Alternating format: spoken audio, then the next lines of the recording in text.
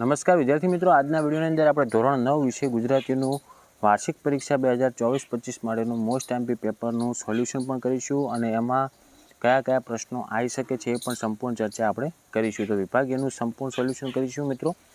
તો પ્લીઝ મિત્રો વિડીયોને અંત સુધી જરૂરથી જોજો, તમારા બીજા મિત્રોને શેર કરી દેજો અને આવા યુઝફુલ વિડીયો માટે આપણી ચેનલને સબસ્ક્રાઈબ કરી દેજો. મિત્રો તમારા ટોટલ 80 ગુણનું પેપર આવશે વાર્ષિક પરીક્ષાનું.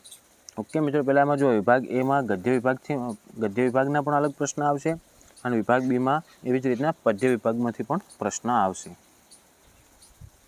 તો વિભાગ એમાં પહેલાં જોવા ગદ્ય વિભાગની અંદર પહેલું જ આપણે જોડકા આપેલા છે. તો એમાં પહેલું આપેલ છે, એમાં શું જવાબ આવશે મિત્રો? ડ આવશે. ઓકે, કે આપવું શું કરશો, બોળી ઉછેરશો, એમાં આવું કોણ બોલે છે? ગાંધીજી બોલે છે. પછી બીજું છે એને દહીં બહુ ભાવે છે, તો એમાં આવશે ઈ, આવું કોણ બોલે છે? અમૃત કાકી. ત્રીજો છે મારો દીકરો મારો 7 ખોટનો બાબુડો, તો આવું કોણ બોલે છે? તો અ આવશે એમાં કાશી.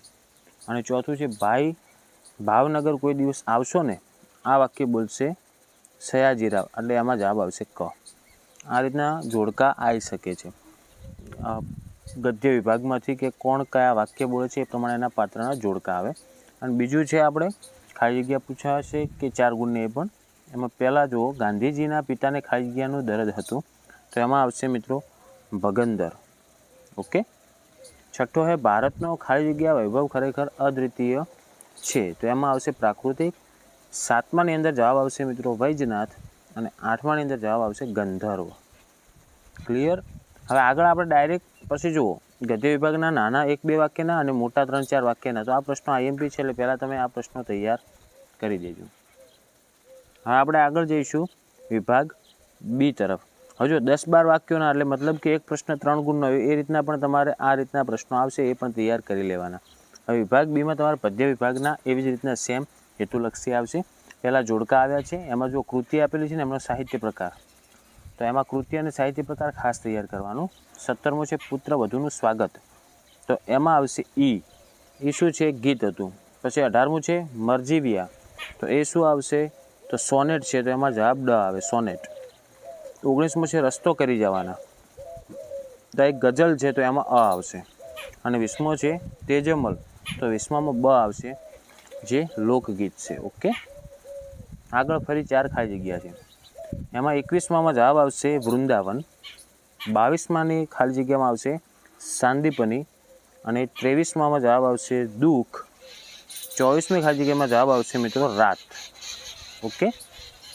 હવે આગળ આવી રીતના આપણે પાછા પદ્ય વિભાગના પણ જે 1-2 વાક્યના પ્રશ્નો જે 1-1 ગુણમાં પૂછે એવા, પછી 2-2 ગુણના પ્રશ્નો અને 3-3 ગુણના પ્રશ્નો, આટલું આવશે. પછી આપણે વિભાગ સીમાં આવશે વ્યાકરણ વિભાગ. તો એમાં જુઓ 33મો પ્રશ્ન છે, જેમાં તમારે શું કરવાનું છે? સાચી જોડણી શોધીને લખવાનું છે. તો એમાં પશ્ચાતાપ, તો એમાં જવાબ આવશે પશ્ચાતાપનું સાચું થશે 2જા નંબરનું.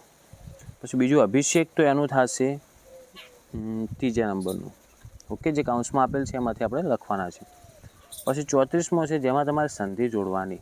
તો વાક પ્લસ દાન આપેલું છે, તો એમાં જવાબ થાય મિત્રો એનો વાગદાન. વાગદાન એનો જવાબ થશે. 35માં શું કરવાનું? તમારે સંજ્ઞા શોધીને લખવાની છે, દ્રવ્યવાચક સંજ્ઞા. ઓકે, દ્રવ્યવાચક સંજ્ઞા એ વ્યાકરણ મોસ્ટ ટાઈમ બી કેવા વ્યાકરણ તમે ખાસ તૈયાર કરજો. સેમ નહીં આવે પણ અલગ આવે તો તમને ખબર પડી જશે. તો 35માં જવાબ આવશે લાકડું, જે દ્રવ્યવાચક સંજ્ઞામાં આવશે. પછી 36મો છે, જેમાં તમારે સમાનાર્થી શબ્દ શોધીને લખવાના. હેમ, તો હેમને શું કહેવાય? સુવર્ણ કહેવાય. ઓકે, તો એમનું થશે સમાનાર્થી સુવર્ણ. પછી પ્રાચીન, તો એનું થશે મિત્રો જૂનું. ખૂબ જ જૂનું હોય ને એને પ્રાચીન કહેવાય, તો એનું સમાનાર્થી જૂનું આવશે.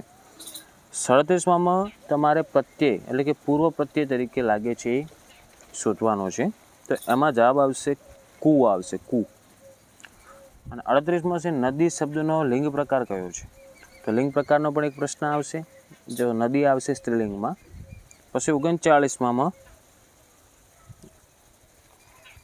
આપણને એક નીચેનામાંથી વર્ણાનુપ્રાસ અલંકારનું ઉદાહરણ કયું નથી? વાક્ય ખાસ સમજો, વર્ણાનુપ્રાસ અલંકારનું વાક્ય નથી. આપણે પ્રશ્ન આ રીતનો પૂછાયેલો છે, તો એમાં જવાબ આવશે બ, જેમાં આપેલ છે મહારાજ મીઠા લીંબુ જેવા બોરને જોઈ રહ્યા. એ વર્ણાનુપ્રાસ અલંકારનું ઉદાહરણ નથી.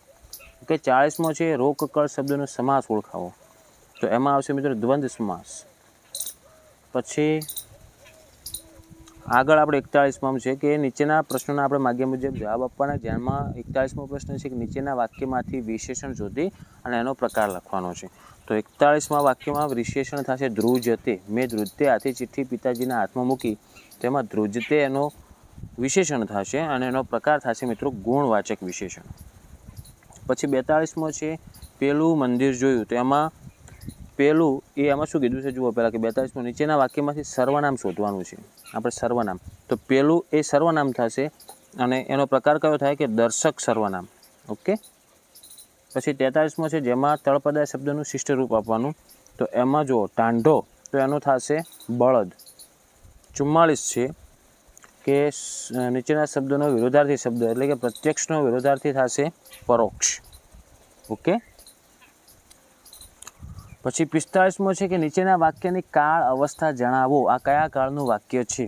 વર્તમાન, ભૂતકાળ કે ભવિષ્યકાળનું? તો પહેલું વાક્ય આપેલું છે કે મારડમાં હું મગફળીના સોદા માટે ગયો હતો. તો ગયો હતો આવે ને એનો મતલબ કે ભૂતકાળ. આ વાક્ય ભૂતકાળનું થઈ ગયું. ઓકે. પછી 46મું છે કે રેખાંકિત વાક્યાંશ માટે કયો રૂઢિપ્રયોગ યોગ્ય રહેશે તે શોધીને લખો.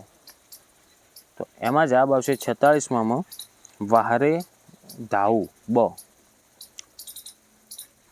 પછી 47મો પ્રશ્ન કે જેમાં શબ્દ સમૂહ માટે એક શબ્દ લખવાનો. તો પહેલું છે રસ્તામાં મુસાફરોને પાણી પીવાની જગ્યા. તો એને શું કહેવાય? પરબ કહેવાય.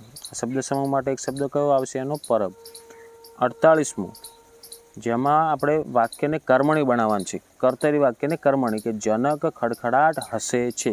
તો જનકથી ખડખડાટ હસાય છે એનું વાક્ય એવું બનશે કર્મણી. પછી 49 જેમાં આપણે વાક્યનું વિધિ વાક્યમાં રૂપાંતર કરવાનું છે. તો વાક્ય કઈ રીતનું આપેલ છે? એ મૂંગી છે પણ કંઈ બહેરી નથી. તો એનું શું થાય? વિધિ વાક્ય કે મૂંગી છે પણ બહેરી નથી. પછી 50મું છે નીચેનું વાક્ય સાદું, સંયુક્ત કે મિશ્ર વાક્ય છે તે ઓળખવાનું છે. તો પહેલાં વાક્ય આપેલું છે ડોશી રાંધતા હતા. તો આ સાદું વાક્ય થશે. 51મો છે જેમાં બિંદુ શબ્દના ધ્વનિ ઘટકો આપણે છૂટા પાડવાના છે.